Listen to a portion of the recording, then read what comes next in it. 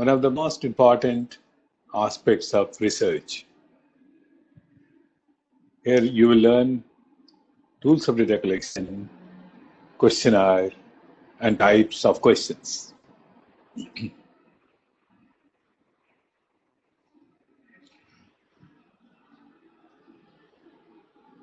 The aim of this session is to introduce the tools of data collection, explain how to design a questionnaire, know about various types of questions.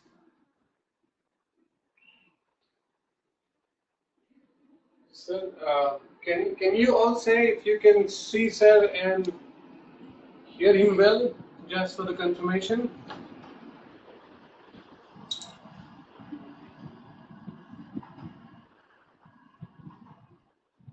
Yes. Yes, sure. Okay, good morning everybody.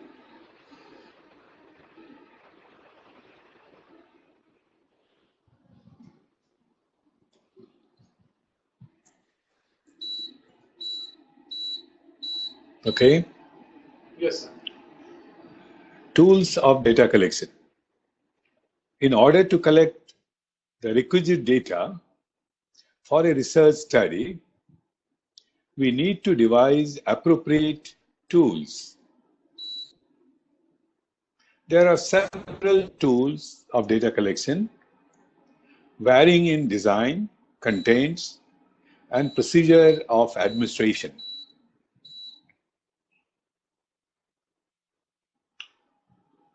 In certain situations, we select a standardized scale from research instruments, social measurements, or reference books, or journals, or through internet. In other situations, we may find that existing tools of data collection do not suit the purpose or objectives of research, and therefore we may like to modify them or develop our own questionnaire.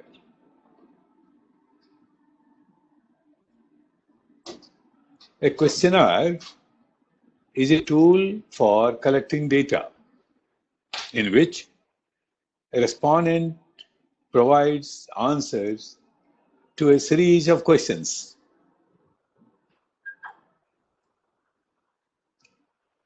Questionnaire is a most commonly used tool for collecting data in quantitative research.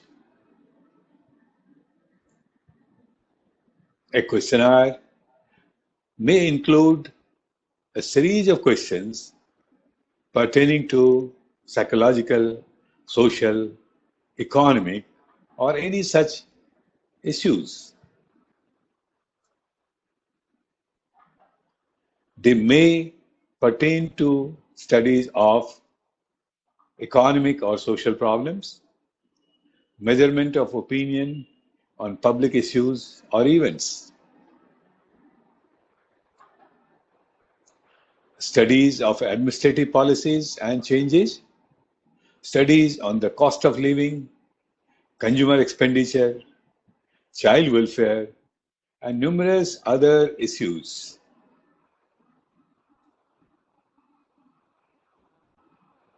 Purpose of questionnaire. Many people will not answer a questionnaire without understanding what the goal of the questionnaire is.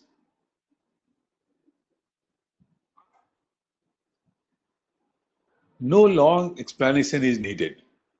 Instead, a few concise sentences will do the job.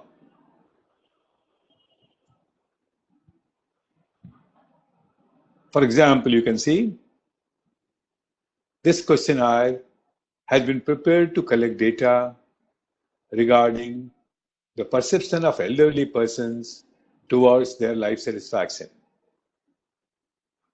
which makes the purpose of collecting data through questionnaire is very clear. And also with this purpose, you can explain a little more about for what purpose. Data collected through this questionnaire will be used for my doctoral research at the University of Mysore.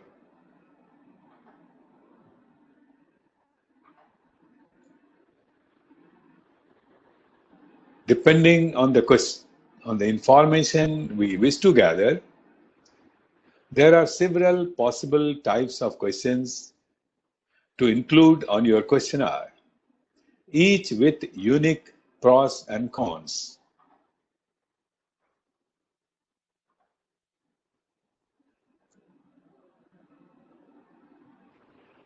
Here are the types of commonly used questions on a questionnaire.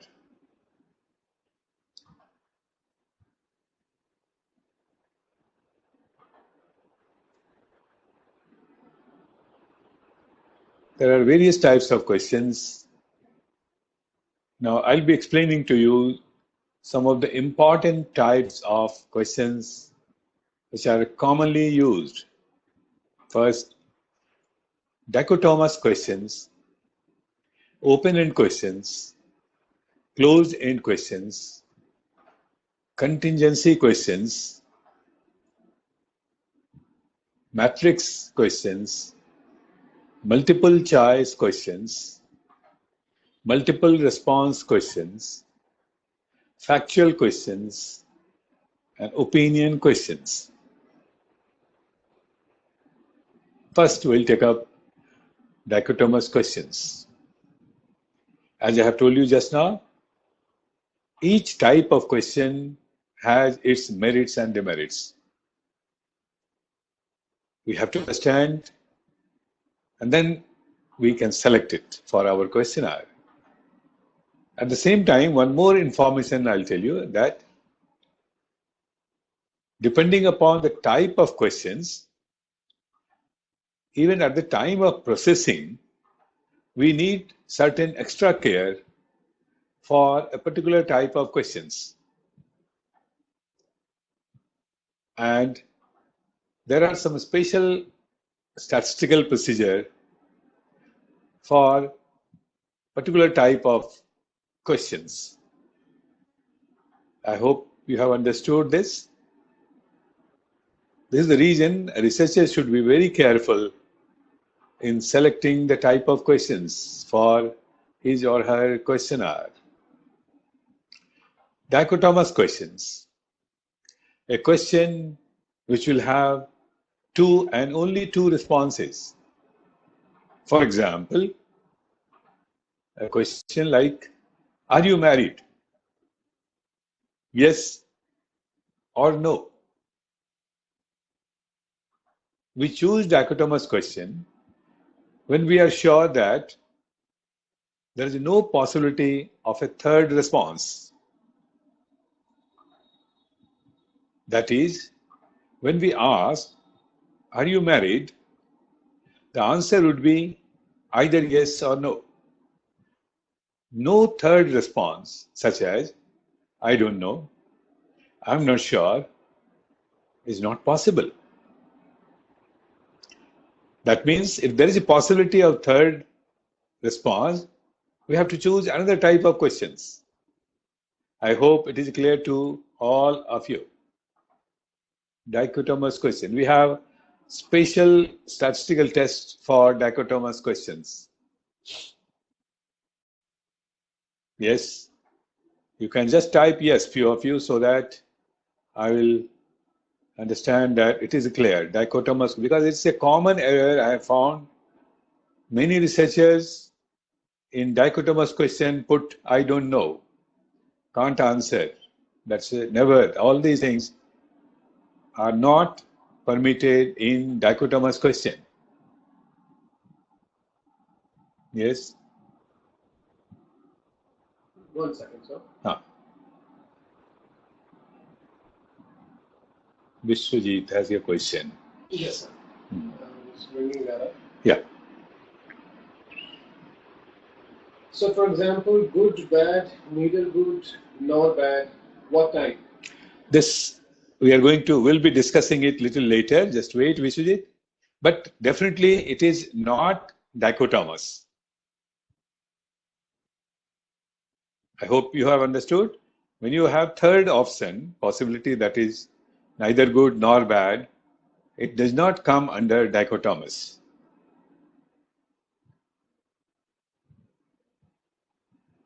Any other question? Anybody has some doubt about dichotomous? Each type of question you must understand very clearly. Don't hesitate to ask question.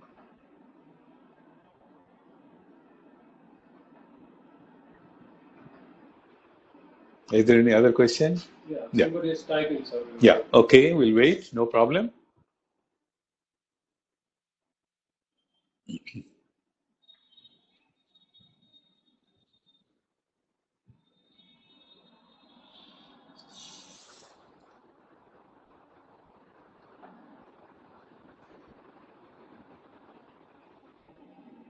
Yeah. Proceed. Another question? Yes, sir. In simple word, can we say yes, no question? It is most of the time yes, no.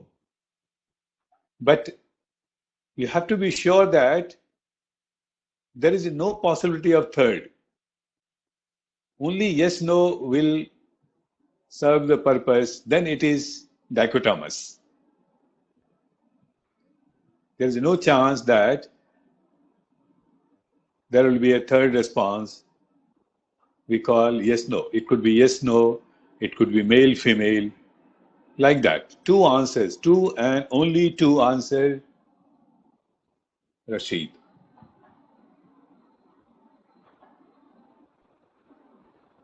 I hope you got the point. It is yes, no, no doubt. But you have to take into consideration that there is no possibility of third response. That is the criteria of dichotomous question.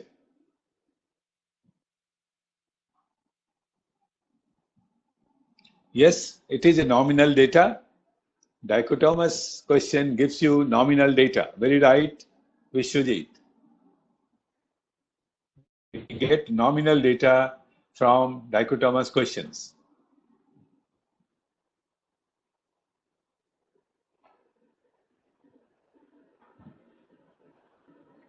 Can we move ahead? Yes, sir. Let's move on, sir. Right.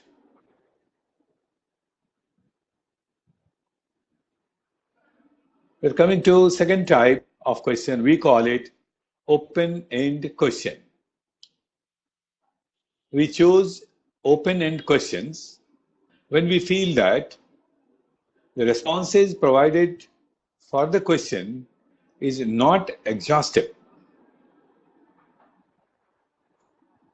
Thus, after providing possible responses, we provide an option, any other, please specify, in open-end questions.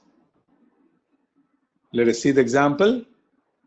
What were the attitude of the authorities regarding sanctioning leave? See the responses. There are 4 responses given. He readily gave leave. He was hesitant to give leave. He was terribly annoyed. He gave leave but warned. And 5th one you can see, any other, please specify. So it's not exhaustive. The 5th is open-end. Also you have to note the word open-end. End is open. Many times researcher confuses with questionnaire of qualitative research where open-end question means no response is given and respondent is free to say anything what he likes. In quantitative research, we do not use such questions. So the meaning of open-end questions in quantitative research is this, that we don't have responses which is exhaustive. So we put fifth question open, fifth response open, and later we process it. Is it clear? Open-end questions. One tip I can give you that if you wish to use open-end question,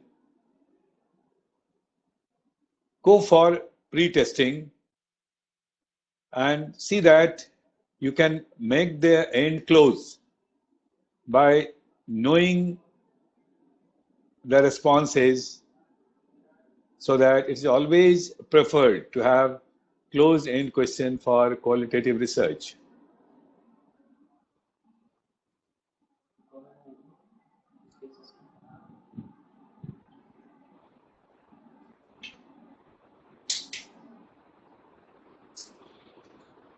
Yeah, there is a question from Biswajit.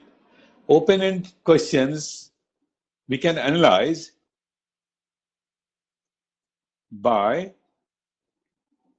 categorizing the responses. The fifth responses are categorized, means you compile all varieties of fifth response and then try to make very specific categories, and then we can process it.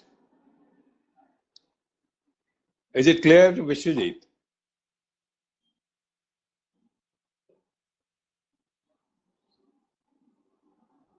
There is another question? No, sir. No. Oh, no, sir. Okay. I'll repeat the whole thing first. Open-end question means we have some responses and still we think that there can be more responses. So first of all, as a researcher, you should try, after your pre-testing of the questionnaire, to close it. Means some responses you can categorize and put it here, 5th, 6th, 7th. That is the first step. Even you feel that there may be still more, you go ahead after completing your data collection. Now you categorize the open-end response. Categorizing means based on similarity and differences, all answers, open-end options answers can be categorized into 2, 3, or 4. And then we can process it, we can code it, enter into spaces, and analyze it. I hope it is clear, Vishwajit.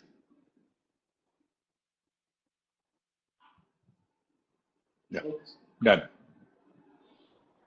Shall we go? Okay. Now coming to closed-end questions, we prefer this over open-end. In closed-end questions, the respondent is asked to select an answer from among the responses provided below the question.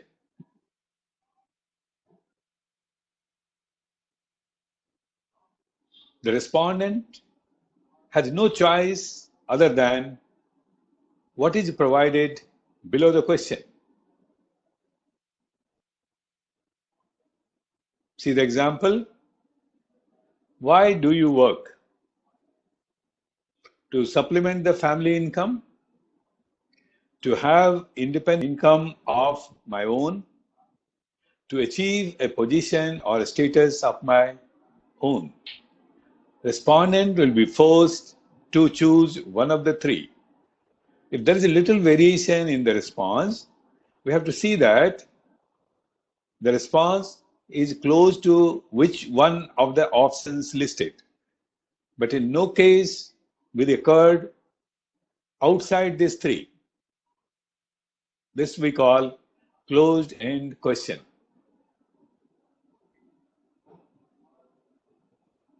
Yes. Any question on close end?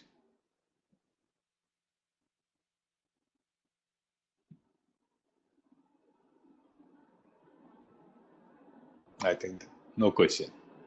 Right, very good. Then we are coming to the next type. We call it contingency questions. Quite often in questionnaires, certain questions will be clearly relevant only to some of the respondents and irrelevant to others. In such cases, the subsequent questions are called contingency question.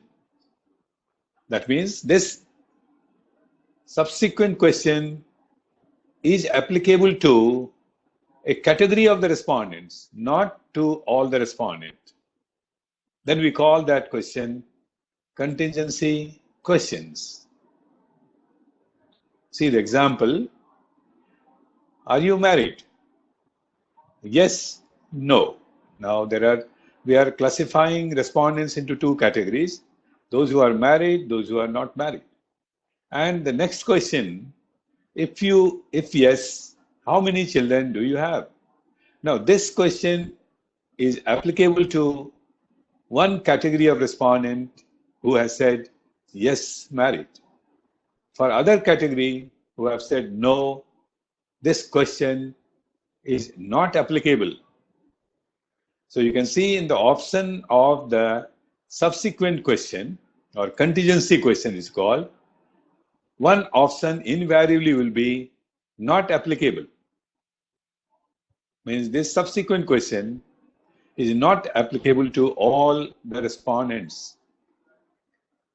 We call it contingency questions. Yes, participants. You have to understand it very clearly, because at the time of processing of data, we have to be a little more careful about contingency questions.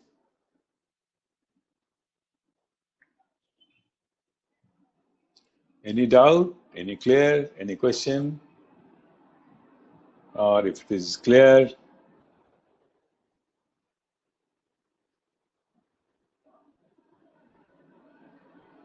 I'll give you another example. If your question is, are you studying in college? Yes, no. The subsequent question or contingency question would be, if yes, in which year you study? That means subsequent question is not applicable to respondents who have said is not studying in college. The subsequent question is not applicable to those respondents who is not in the college.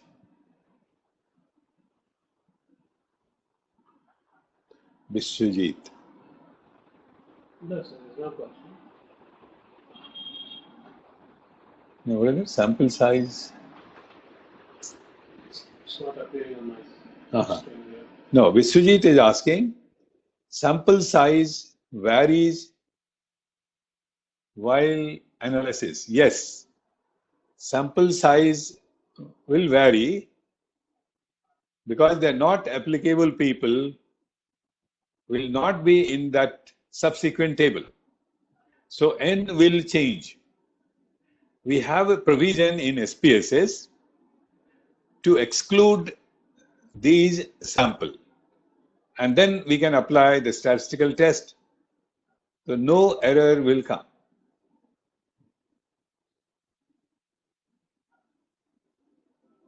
Okay, sir. Okay, good. We'll move ahead. Another type we use is called matrix question. When we have several questions with similar response format, we choose matrix questions.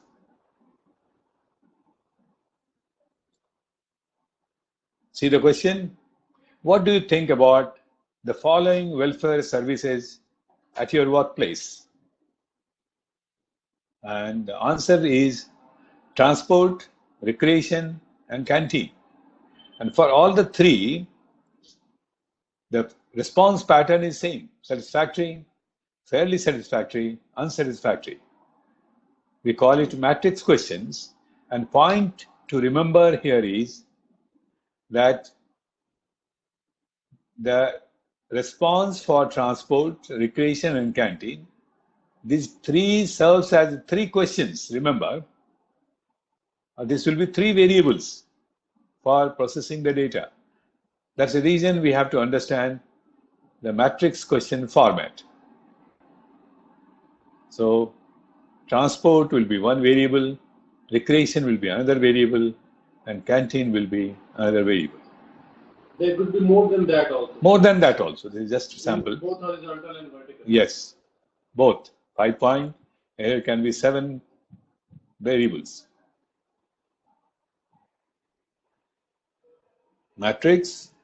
While processing the data, you have to remember the options here. These are not response. These are the questions, in fact. So this will be analyzed as the variables. So in this particular question, there are 3 questions you can say.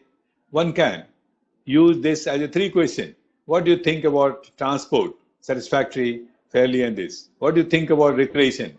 What do you think about can? So instead of asking 3 times, we ask at one time and put into the matrix question example. We can also, okay sir, we'll take a question from Mina. Yeah. Is it valid to utilize open-ended, close-ended matrix question and other types of questions together in a questionnaire?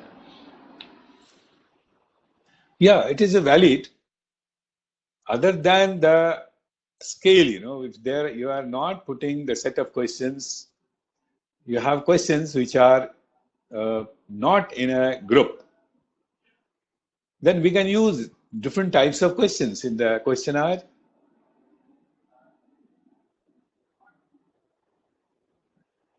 Some of the common questions to know the background, personal data, general opinion. We ask different types of questions.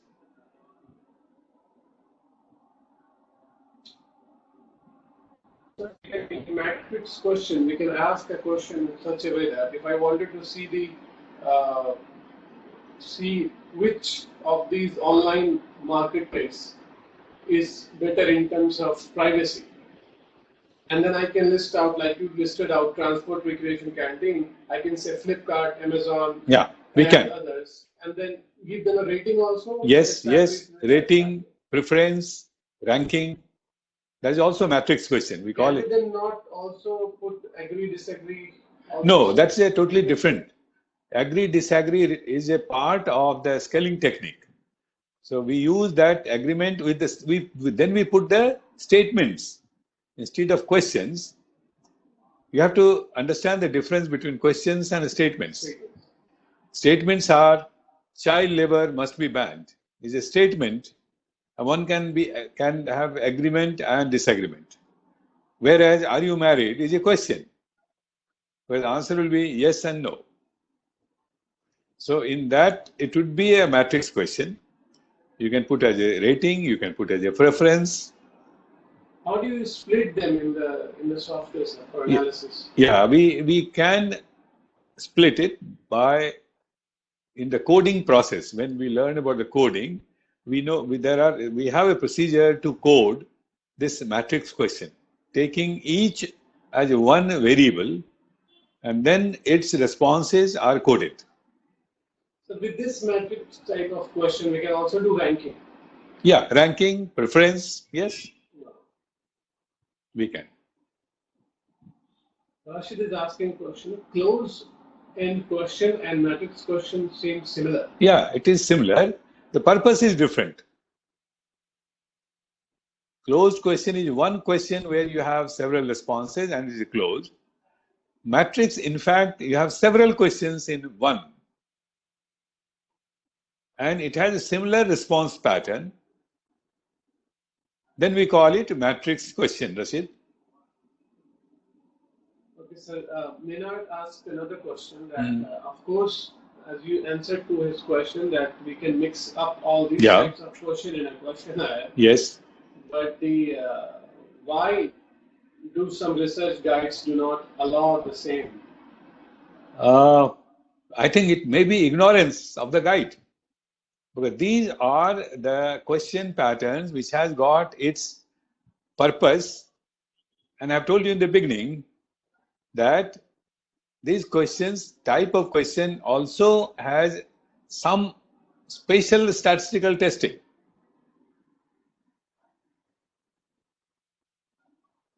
Some tests are there for dichotomous. The test can be used only for dichotomous.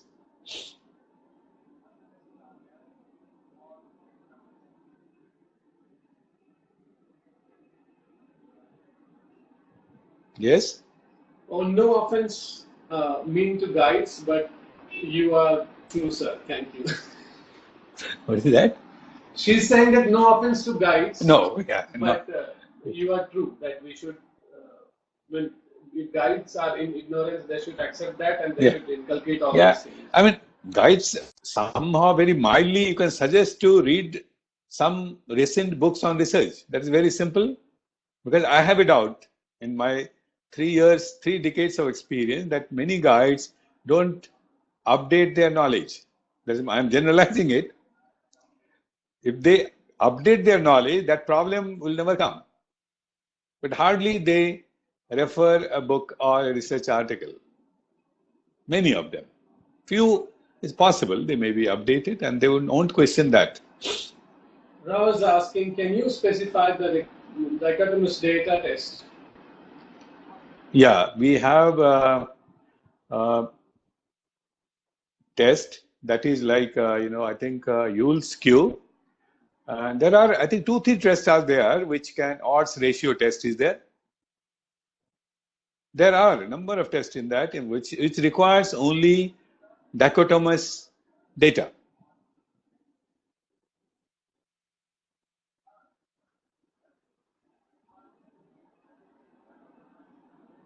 You can refer 2x2 table. It's called a 2x2 table in a statistical application where you have the test. And when we have our spaces program, I will explain you how we can use those for dichotomous data.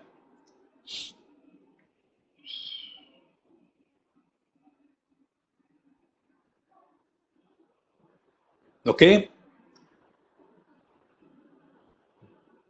Yes, sir, let's move. Okay, let's move. Now we have multiple choice questions.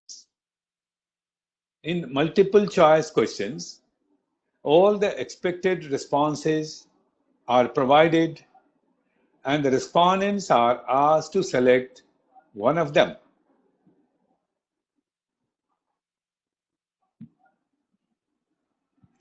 And generally in question itself, we put the word one. Which one of the following is the reason for continuing the present job? Nature of work, working hours, salary and perks, and promotion. We are asking the respondent to click one.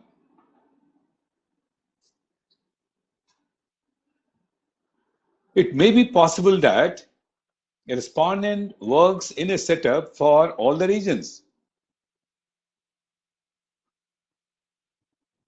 But the intention of the researcher is to find out which one of the region is most important for him or her. Then we use multiple choice question. Is it clear? Multiple choice, participants?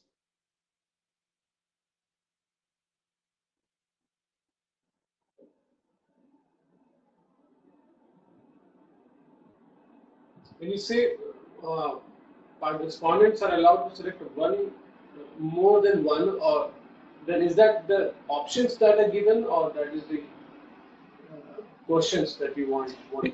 more than one question to be answered or more than options to be selected? More than options. One option they are permitted to select in multiple choice. Only one option has to be selected by the respondent. So if I ask a question, I'll continue with my previous example, which online website you go for shopping?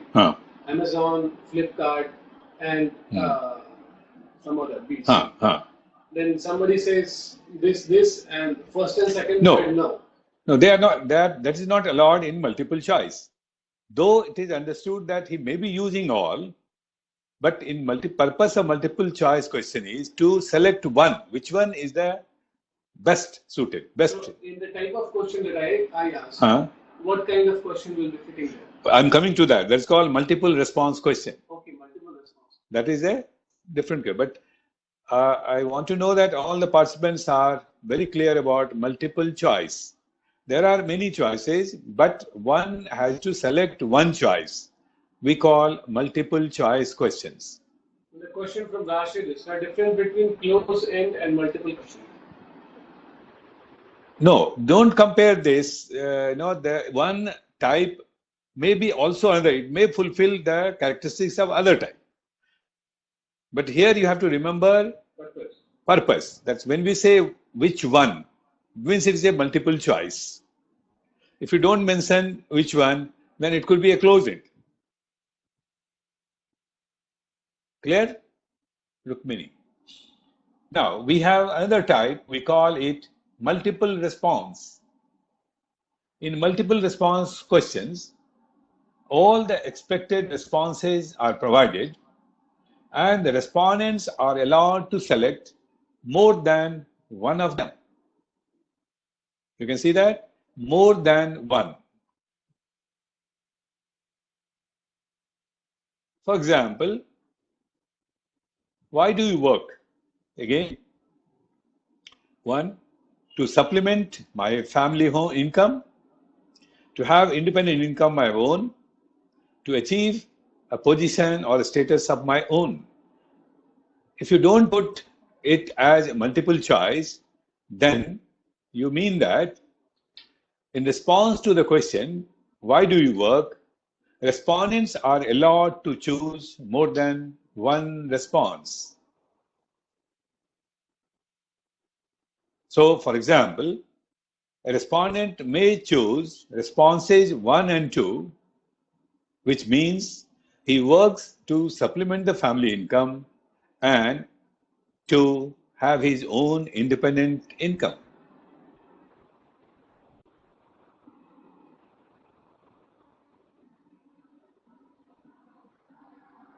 Is it clear? How do we analyze such? There is a function in SPSS, multi-response analysis, and we can do that. The other way could be that those are in fact individual questions that are coming in multiple response questions.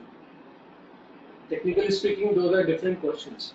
For example, I can ask, do you earn to make your living? Do you earn to support your family? These are different questions that I'm clubbing them together in multiple choice. Yeah, we can do that. And we have a way of analyzing this also. Different procedure is there. We can do that. So it is combination of yes and no question that are coming in one. No, it's not yes, no questions. Now, you see that? I'll just take you the previous slide. Yes, no, it gives a dichotomous. Here, the answer is this: to supplement my family income. This is a statement kind of answer, not yes, no. Because our question is... Major question is, why do you work? So I can split it in this way. Do you work to supplement your family income? Do you work for independent income, to have your independent income? Or do you work for a position or status? But that's not necessary. It is at all is not necessary.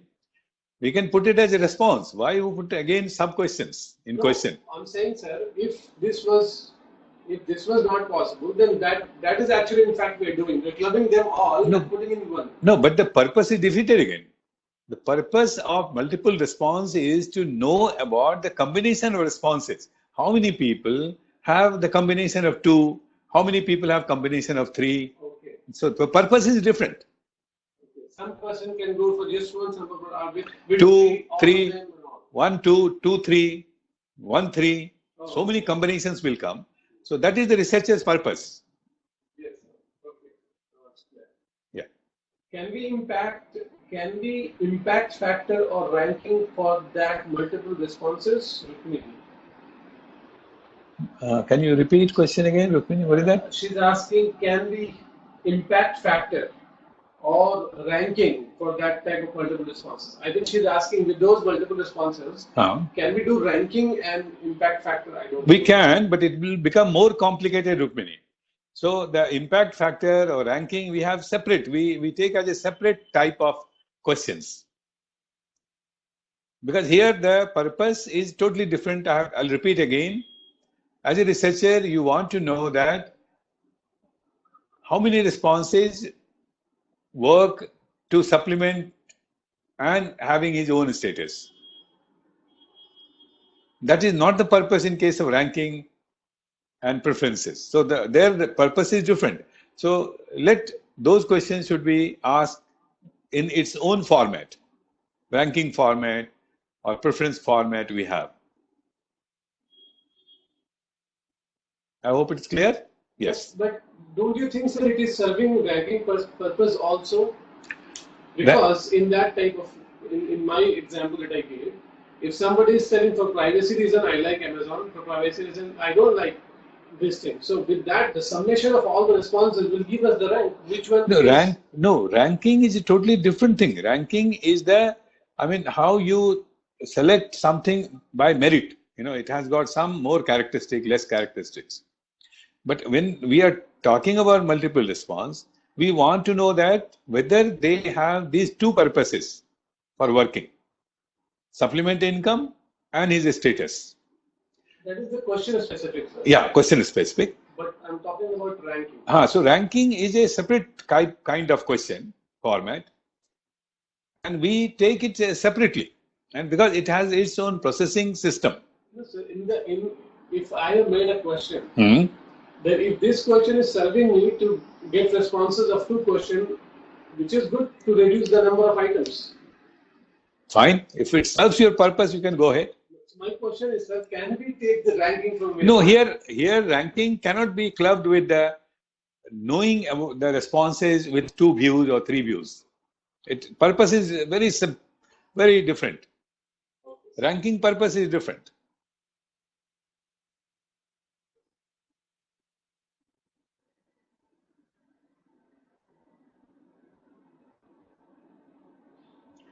Or a respondent may choose responses 1, 2, and 3, which means he works to supplement family income, to have his own independent income, and also he wants to have his own status.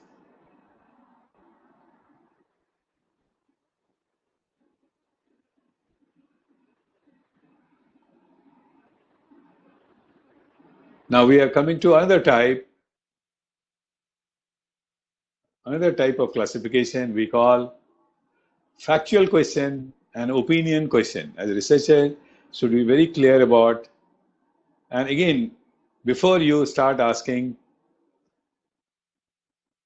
that you have seen the types of question earlier, and this is also type. So all those questions can be now classified as a factual and opinion. Remember, a dichotomous can be factual, multiple choice can be factual or opinion.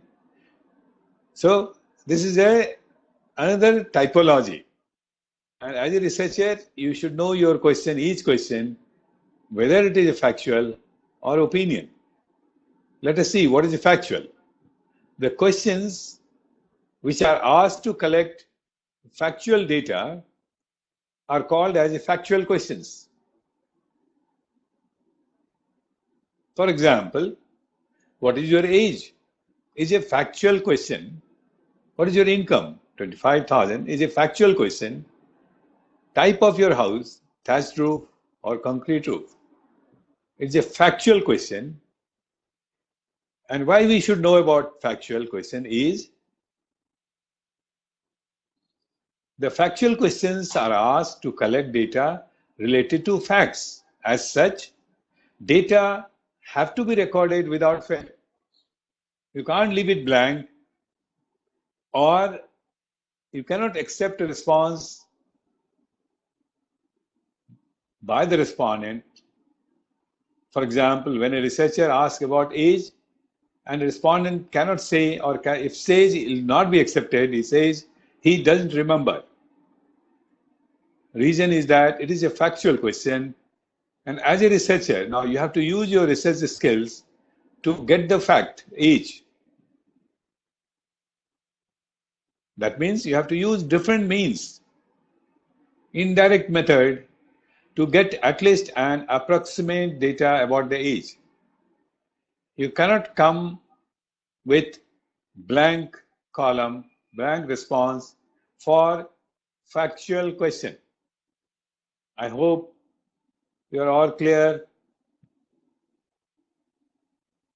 Question from Sheikh is, In my research, I have question for migration. Answers are 7 to 8, and are there, how shall I analyze that? Sharif, can you elaborate your question? It's not very clear. What is your question exactly? How you have asked the question? I think he has asked open-ended question and he is getting so many responses. So you have to classify, categorize it. How many people have said 7, 8 times? How many people have said 6, 7, 8? How many, like that?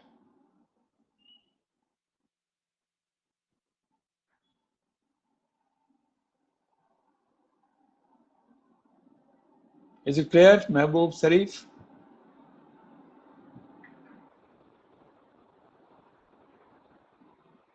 Yes, sir. Okay. Whereas opinion attitude questions are a little different. The questions which are asked to collect information about opinion, attitude are called as opinion or attitude questions. For example, child labor should be banned. And here we give response like undecided, or that means we are allowing the respondent to withhold their response.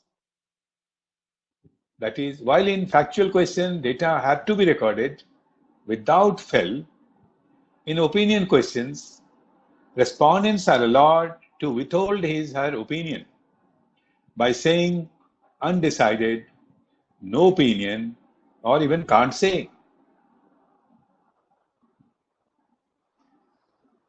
In opinion or attitude questions.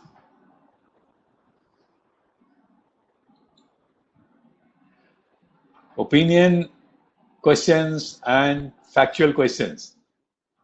I hope you are clear and you have noted that in factual questions you must get the data, no excuse.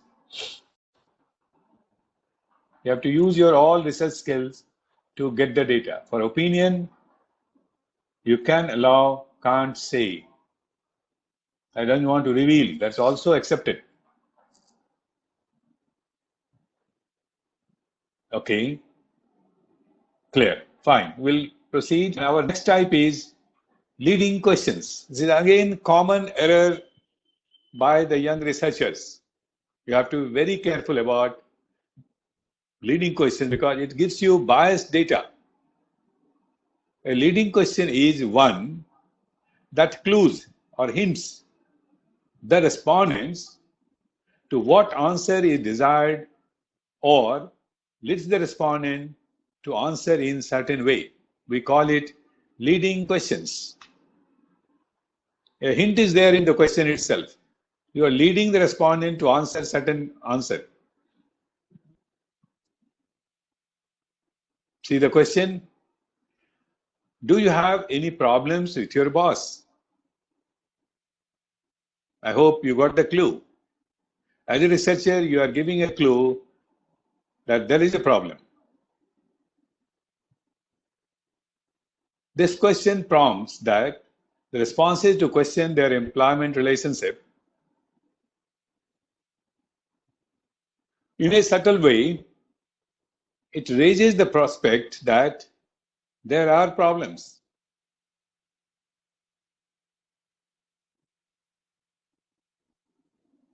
Or I'll give you another example. Question like, are you satisfied with your job? We call it leading question because you are hinting that he should say satisfied. So satisfied is a response you are putting in your question. Your question becomes leading questions. When you say, is it true? You are starting your question with, is it true? That means you are leading the respondent to say, yes, it is true.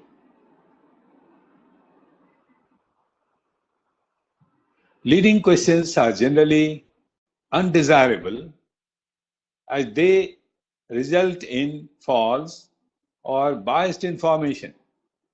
Hence, it should be avoided.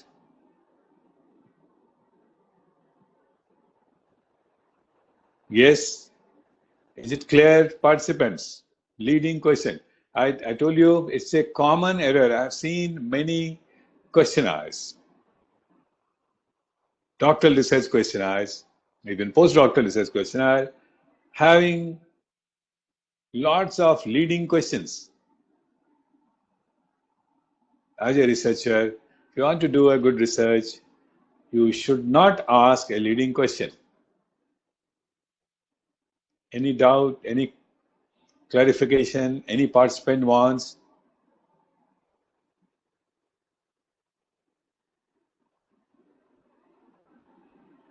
Good. Anybody is typing? No. So we'll proceed. Yes. Another type of question we call threatening or sensitive questions. Questions on sensitive issues such as use of drugs, gambling, habits, extramarital affairs, alcoholism, etc. are called threatening or sensitive questions.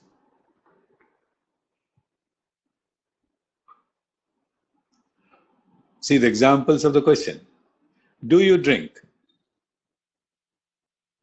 Do you gamble? Do you scold your children? These are the questions we consider it threatening questions. It threatens the respondents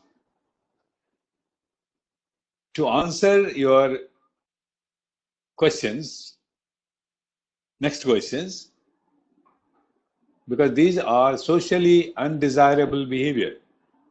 Nobody wants to show himself or herself socially indulge in socially undesirable behavior.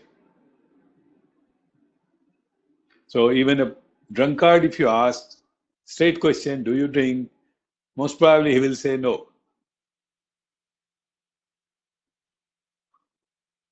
These are socially undesirable behaviors.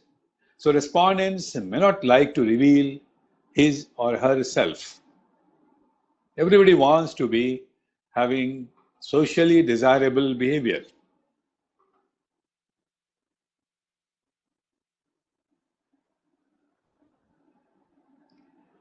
Obviously, we may get incorrect. As far as possible, we should avoid these types of questions.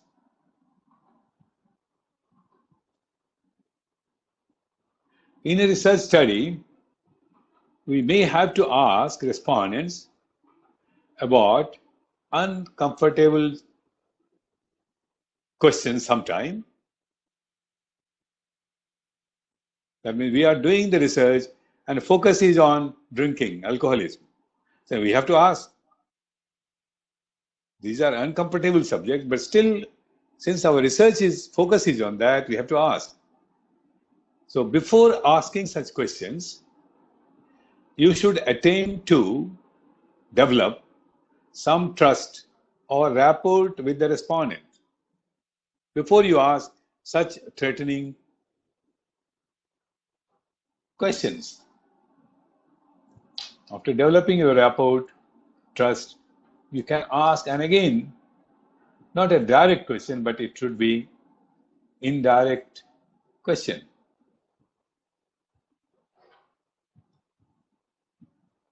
Often, preceding the sensitive questions with some easier warm-up ones will help you to get responses on threatening questions.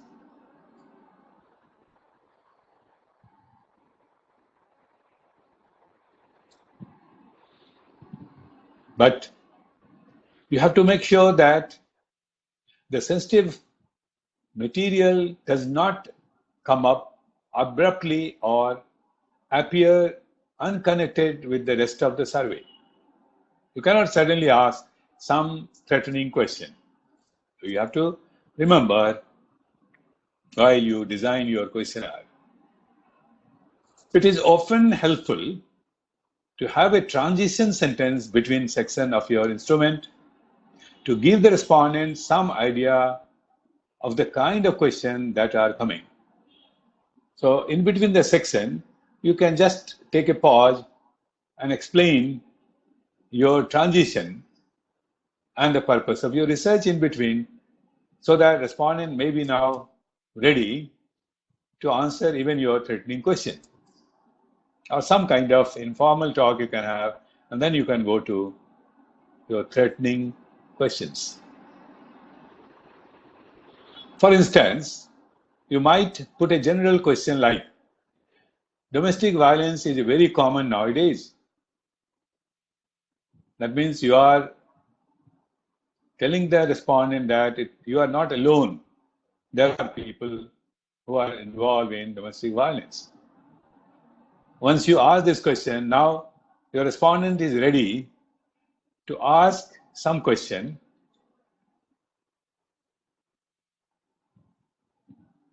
Do you face domestic violence? Now you may get answered frequently, occasionally, never. So you have to be very careful when you are asking threatening or sensitive question, which is very much needed for your research work.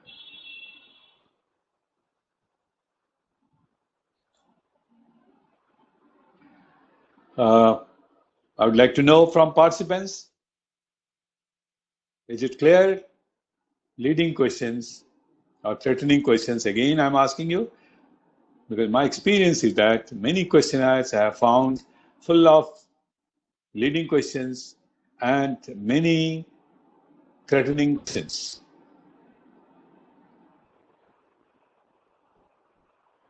Clear? Rashid.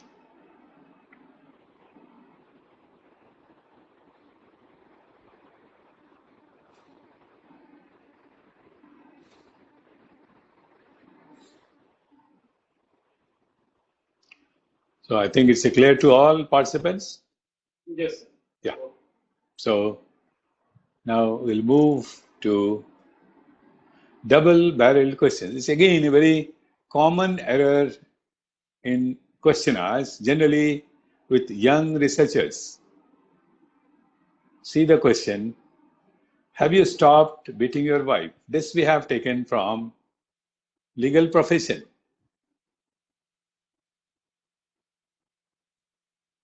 And tell you the background, a famous lawyer who was known for winning the case, never lost the case.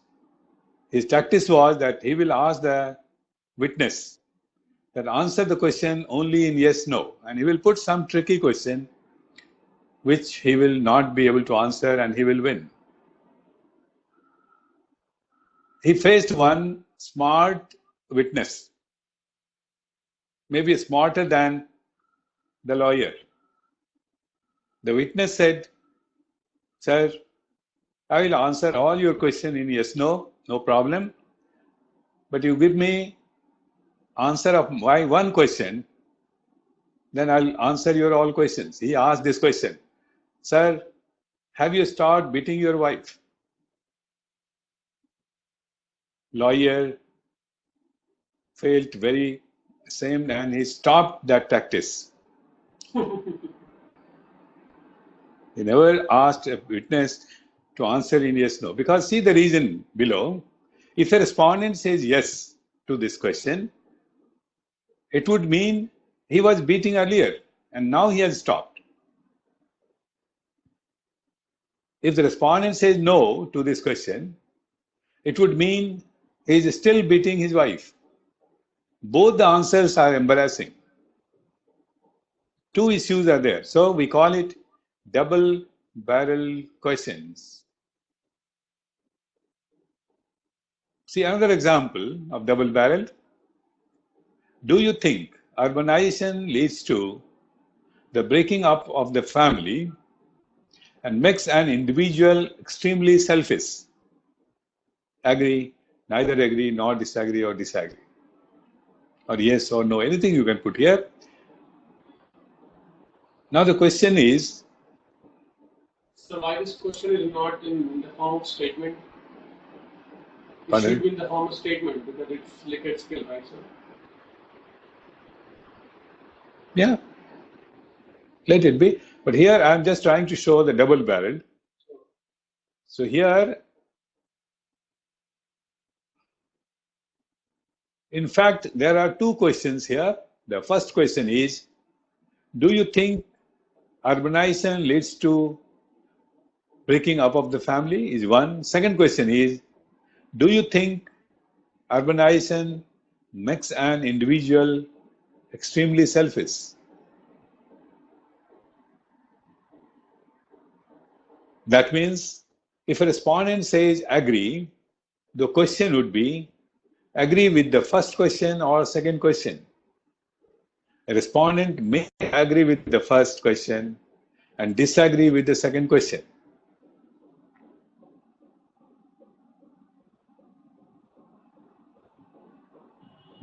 So we suggest that do not use the word conjunction and or, either or.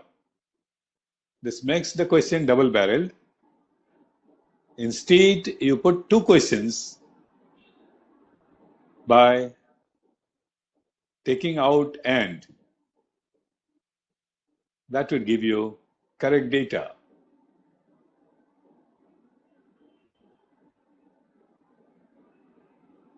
I hope it is clear, double-barreled participants.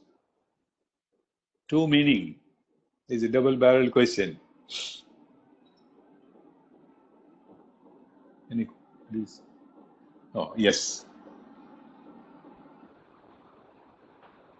Yeah, it's clear. Now, we will also try to understand some of the answers which needs to be probed before we record. Some responses like no response, don't know, can't say, neither agree nor disagree, indifferent, undecided have to be included. It needs to be probed before it is recorded. Okay, many question form or response format requires these responses. So it's not wrong to use these responses, but point to be remembered is that as a researcher, you should probe it. Probe it means give some time. When somebody says can't say, just don't immediately record it. Wait, and again try to understand, explain, and then you record. If it is correct, undecided, or indifferent, then you can record. The reason is very statistical, I'll tell you. If 1/3 of your questions having this kind of indifferent or neither, agree, disagree, if it is exceeding 30% or 33%, then statisticians say that these questions you cannot apply statistical test. That question becomes invalid. There will be error statistical error because so many people, a good chunk of people, respondents, have not said anything. So we have to examine if that is the correct, it's okay. If that 33% people say don't know, okay, it's no problem. But it should be genuine. We call it answers to be probed. Just don't record these answers so that if in your questionnaire, many questions, response you get these, then it will be difficult to apply statistical test.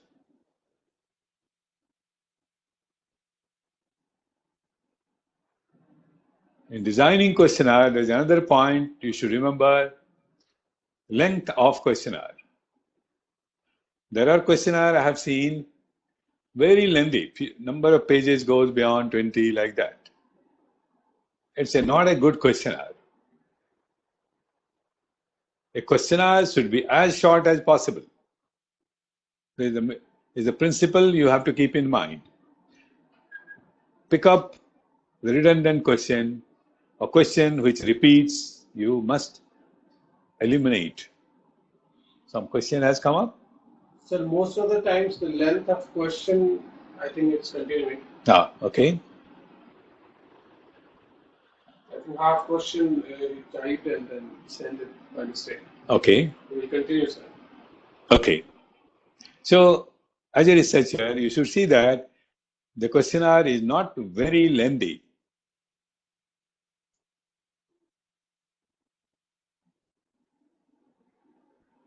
If you can make a questionnaire that only requires 30 questions, do it. You can do excellent statistical analysis with 30. Don't think that you will not have much data to draw conclusions. You can. And if you have 300 questions, many questions you will not be able to analyze and it will not have correct results. So finally, you have to drop many questions. So most of the times, the length of questionnaire is at stake. Is there any rule as to number of questions that should be in it?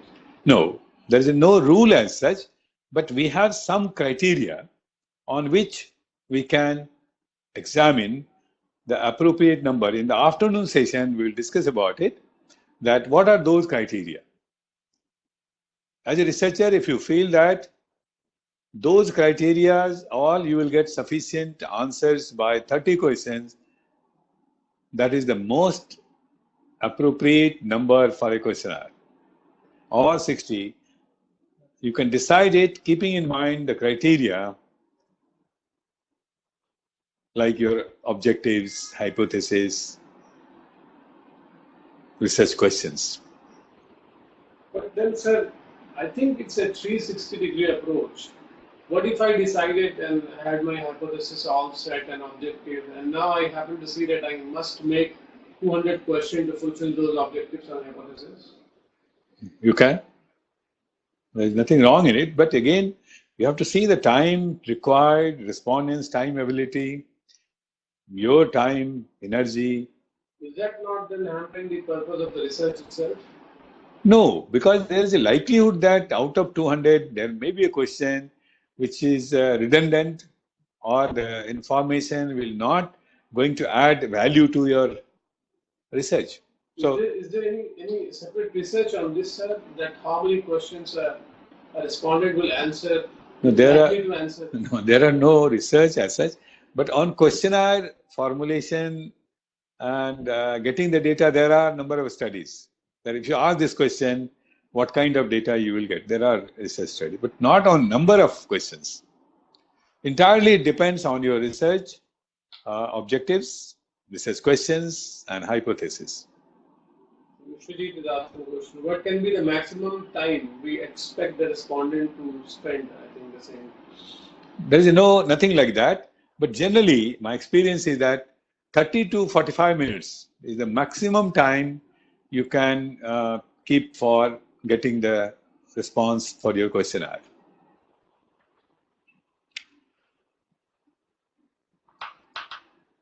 16 questions for an MPhil. Is that okay, sir? No. 16 is very, very small number for a questionnaire. I think you should have more. I think, sir, it's very confusing. Because if my objective and my hypothesis, fulfilling them, then what's the deal here? I mean, what's the problem here? Okay, you are the judge. As a researcher, you can say that by 16 questions, you will be getting all the data to answer your research question. You will be getting all data to say that you have got the objectives. You will be getting all the data to test your hypothesis. Or I'll say that it could be other way around. You may have only two objectives. You may have only one research question, or you may have only one hypothesis. Then 16 questions is okay. But generally in social science and in market business research and all, generally we have more objectives. We cannot. In science, agriculture and all, economics may have one or two objectives or one research question. But in general, all are, we call it multi-dimensional problem. It has got multi dimensions.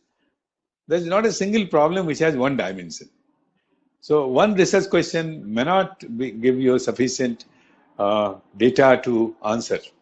So now you say for one hypothesis and one research question, one objective, 16 is okay. Yeah, it's okay. Then we can just multiply. If we have 3, then 16 into 3. Okay. Well, we cannot do this. Mathematical operation is not possible. But it will go in the proportion. That is my idea. Yes. If you have more research questions, you should have more questions. Yeah, well, so Siraj, you must think about it. If you already have 16 questions, try to develop some more hypotheses and more research questions. Yeah. Yes? No more questions, sir? No, there's one question is, what is that? As short as possible. In that light, I am asking what? I mean, I just asked. Okay. When you said that, yeah, we need to have our questionnaire very precise and small. Yeah. In that perspective, he asked that. I have 16 questions. Okay, right. Will that be okay? No. Yeah. That's fine. Got it. Done? Yeah. Okay.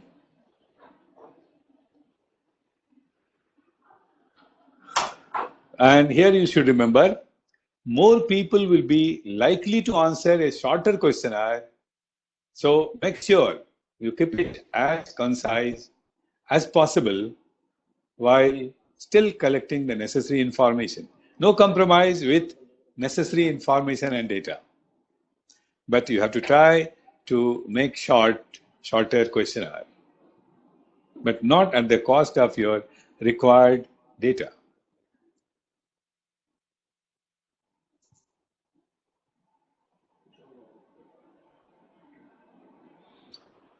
Now, is there any question? No. Yes, there is a question from Rukmini. Yeah. So to determine one independent variable, we have to study more than 2 or 3 dependent variables. Then for each hypothesis, how many questions can we pose? There's no question of how many. For at least one question is required for one variable, minimum. So, but for maybe dependent variable, you may have a set of questions. Even 2, 3 will not be sufficient. So it depends on your research study, topic. You have to decide accordingly. Is it clear?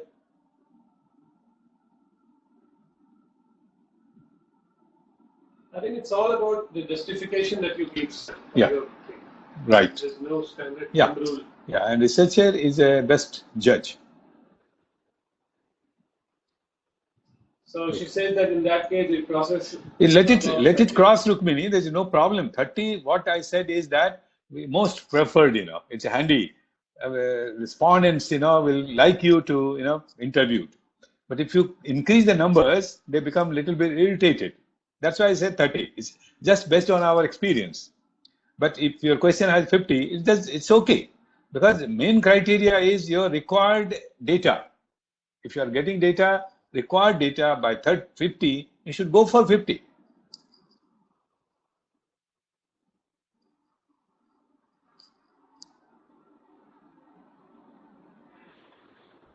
So by pre-testing, you can estimate the time, how much time it takes in administering the questionnaire.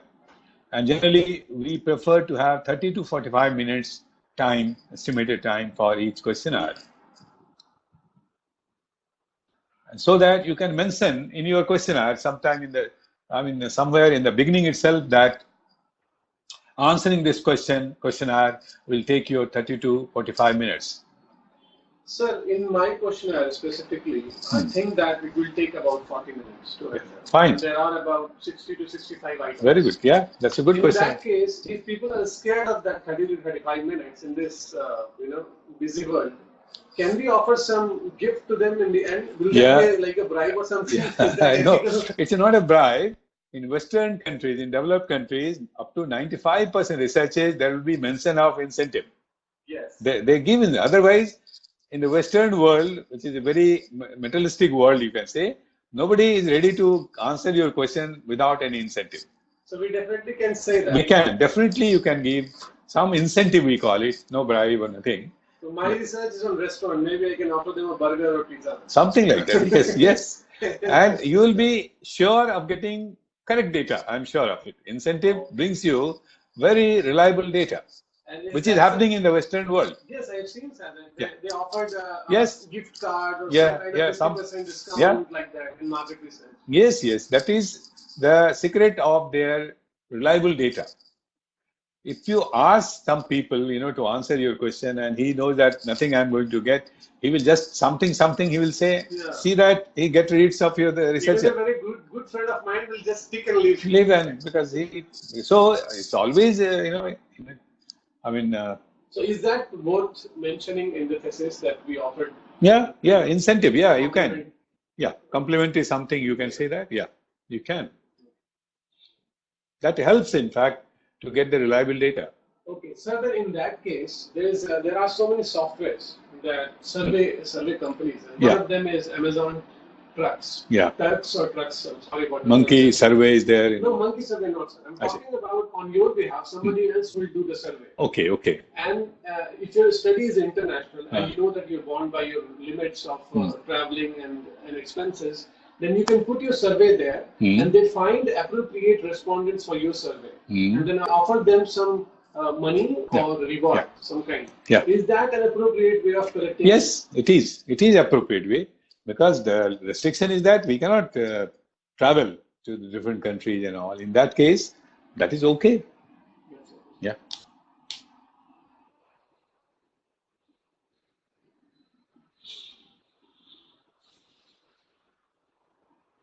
Any other question till here? No. Anybody writing? No. Okay, fine. Let us sum up today's session. There are several tools of data collection varying in design, contents, and procedure of administration. We select a standardized scale or we develop our own questionnaire.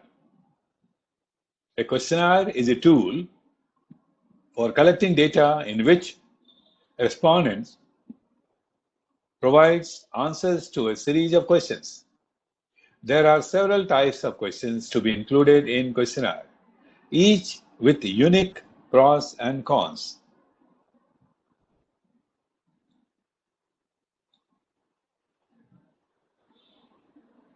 Frequently asked two questions. Generally it's asked, what is the dichotomous question? And second, what is the leading question? A question which will have two and only two answers is called dichotomous question. A leading question is one that clues or hints the respondents to what answer is desired or leads the respondent to answer in certain way. End of session and quiz session now. So this is the time for question and answer. We'll throw a quiz also.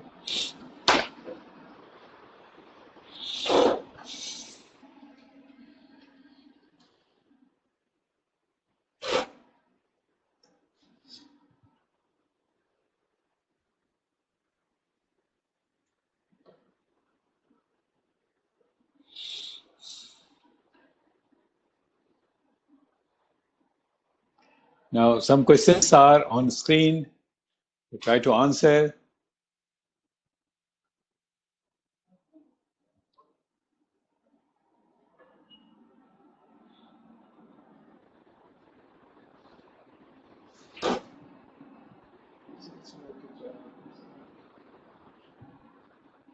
Yes.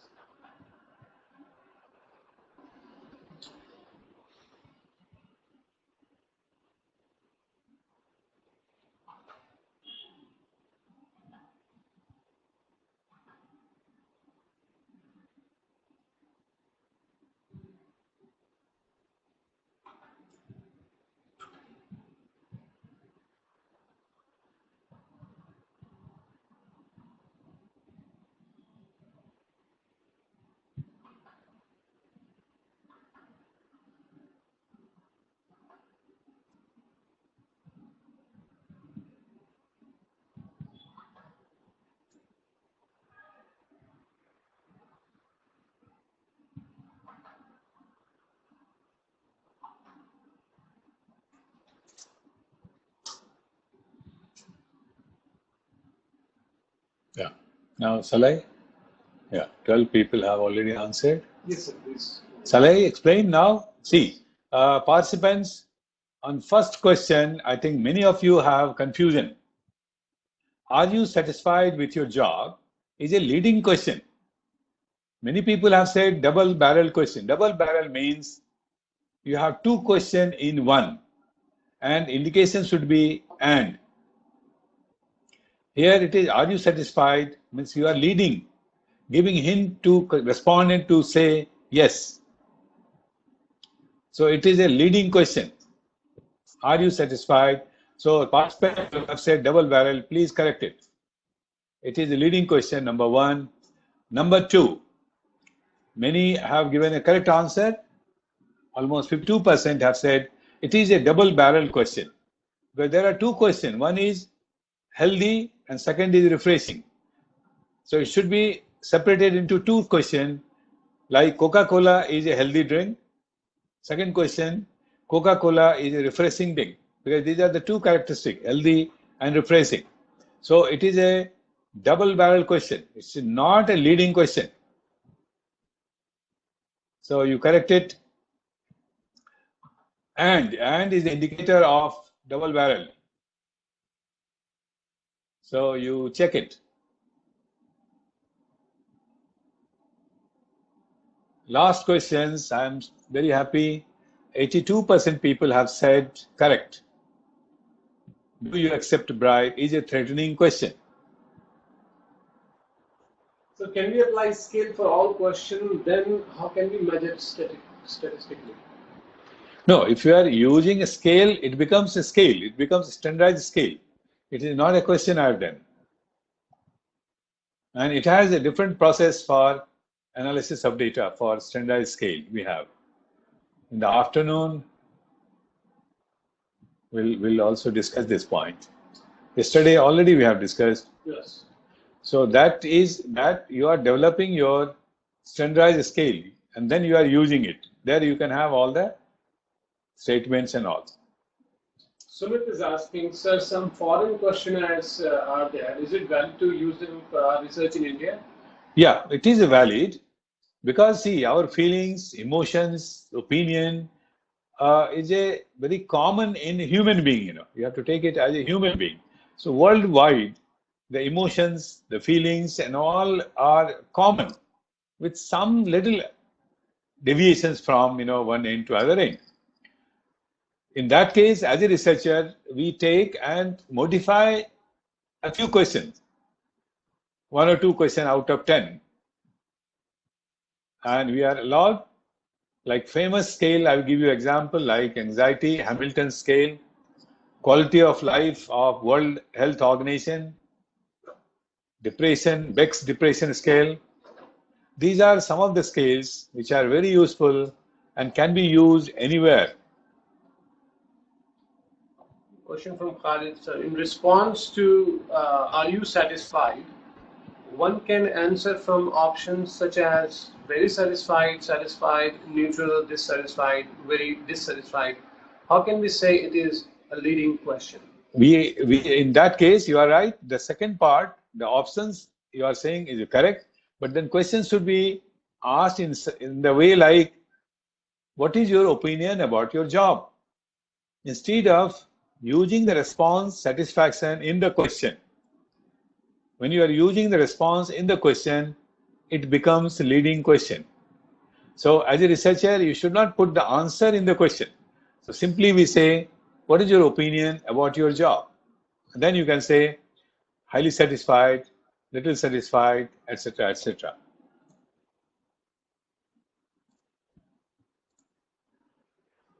There's more questions coming up. Yeah. Vishwajit Kumar is asking, sir, any standard percentage that can be modified?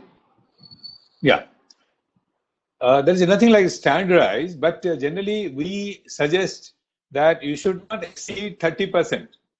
That out of 10 questions, you can modify 3 questions, not more than that. Because if you modify more than 3 out of 10, its validity is now questioned. Up to 3, if you modify, its validity is not questioned. But again, we suggest for getting the reliability test. Is it clear?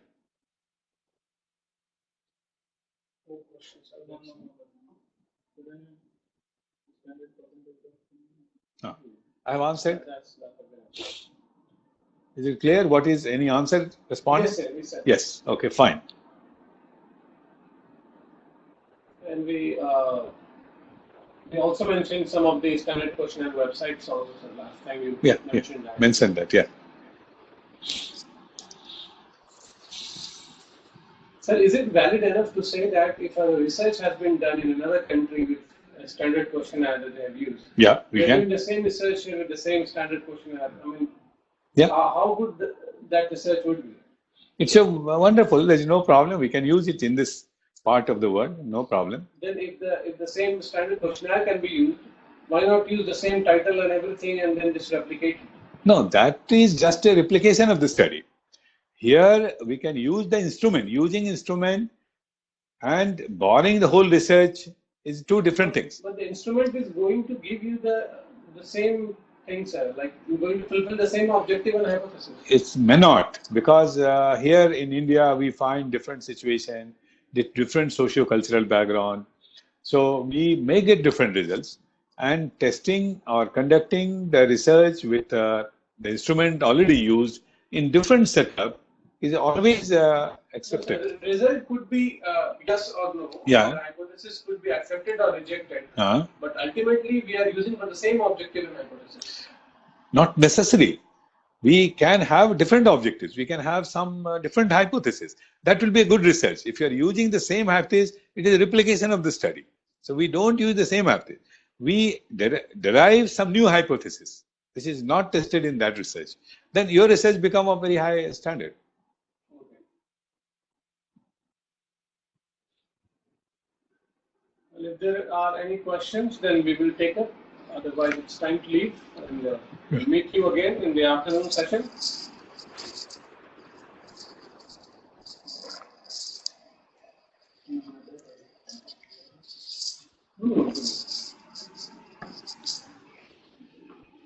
Okay, participants, thank you very much for joining us. And we look forward to seeing you in the afternoon session. And a couple of things. You will be sent a link to give your name, the name that you want displayed on your certificates. Along with that request, you will also find a form, maybe it's one form, where you need to give your feedback about the improvement of this kind of workshop that I just talked about yesterday. So if you all can just fill that in, that would be good. And that's important for all the participants to fill that in, because we need those names that you want printed on your certificate. Thank you very much. With this, we look forward to seeing you again in the afternoon. Bye now.